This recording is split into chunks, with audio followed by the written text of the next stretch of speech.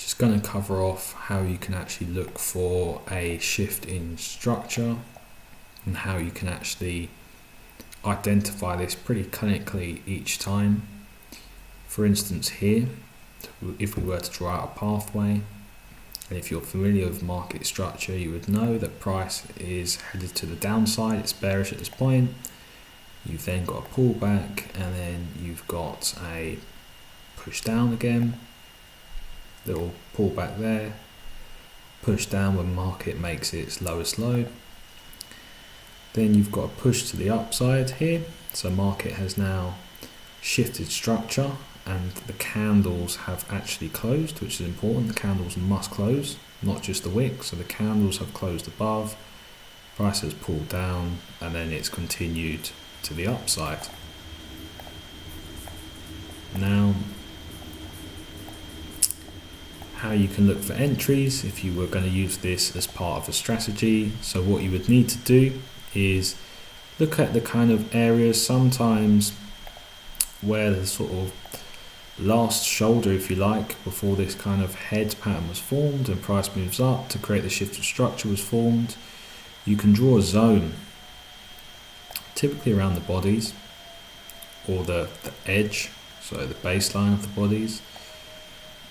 But yeah, in this instance, there's quite a nice midsection of the bodies that you can draw a zone across.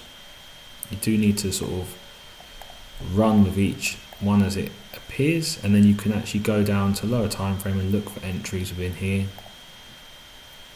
Mark up your setup, stop either below this point here or potentially below the base, the lower low here, and then set your targets depending on how aggressive you want to be and how you trade your targets. I hope that was helpful. Also, for instance here, it's the weekend now, so the markets aren't live. But for instance, this could be another place using the same methodology, but you're literally looking for entries where market opens because we're right in this zone now. Price can come back down, it can come further than this, so it's not always just kind of off this last shoulder. Price could be looking to retest off this zone, or even really extreme off this zone before heading to the upside. So it's just a really good thing to include as part of your trading plan and to consider.